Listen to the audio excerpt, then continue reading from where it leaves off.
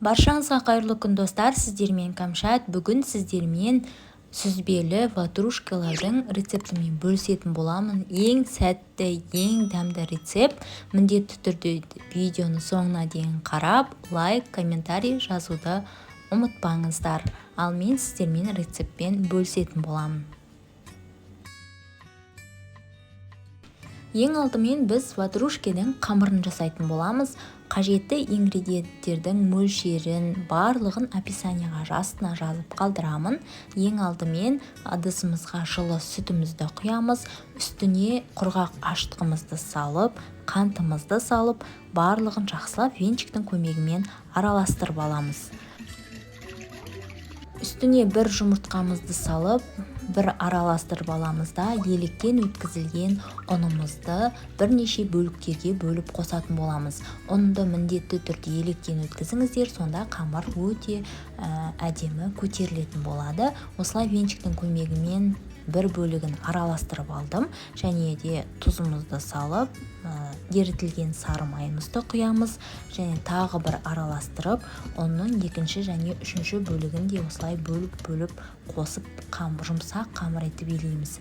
Осылай екінші бөлігін қосқан кезде мен қасықпен араластырдым, кейін барып қолдың көмегіне жүгіндім. Яғни қолмен ең соңында барып жұмыс жасайтын боламыз.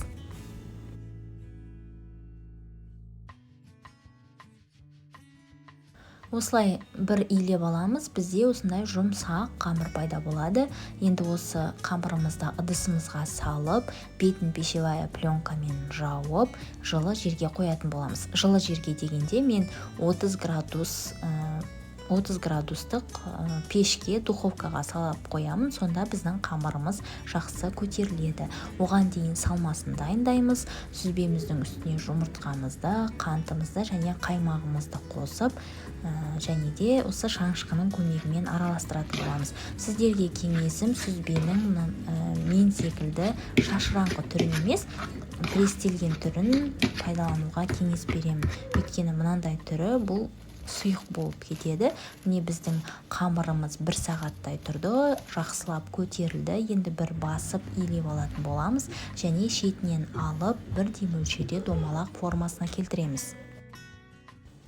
Бірдей мөлшерде осындай домалақтап қамырларымызды қойып, пергаментті қағаз төселген формамызға қоямыз, бірақ араларын алшақ етіп қоямыз. Себебі бұл қамыр көтерілу барысында біз әлі де үстінен басатын боламыз, сондықтан бір-біріне жабысып қалмасы үшін араларын алшақ етіп қойып шығатын боламыз.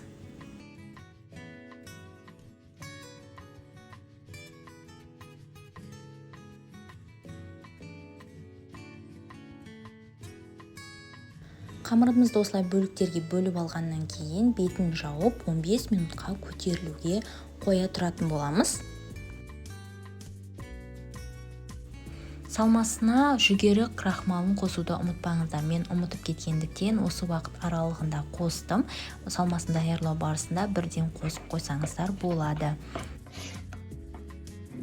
Міне біздің қамырларымыз 15 минут ішінде осылай әдемі болып көтерілді. Енді үстінен осылай стаканның көмегімен басып шығатын боламыз, ортасын ойық жасайтын боламыз. Яғни салмасын салу үшін, ірімшікті массаны салу үшін осылай ойық ретінде қамырдың үстінен стаканмен басып шығамыз.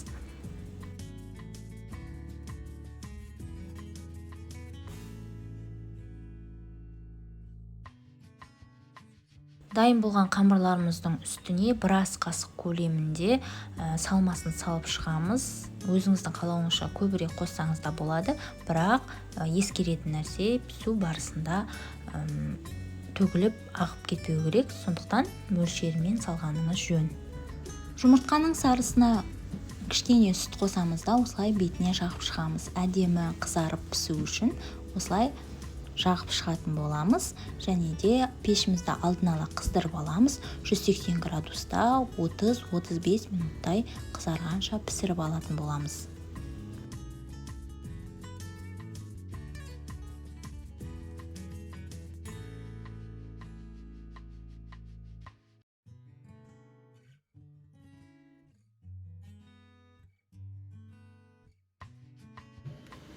Біздің сүзбелі ватрушкаларымыз дайын болды. Өте жұмсақ, үл-пүлдек қамырмен осындай болып шығады. Міндетті түрде дәл осы рецептпен жасап көріңіз. Егер сізде осындай сүзбе болмаса, тіптен дәл осы рецепттің қамырын жасап, булочка түрінде де жасасаңыз болады. Өте дәмді болып шығады. Ортасы бөлген кезде піскенде осындай болып шығады. Дәл осы рецептпен жасап көріңіздер. Сәттілік. Егер видео ұнаған болса, лайк басып, комментарий жазып, достарыңызбен, жақындарыңызбен бөлісуді ұмытпаңыздар. Сіздермен болған Кәмшат. Келесі видеоларда кездескенше. Қош сау болыңыздар.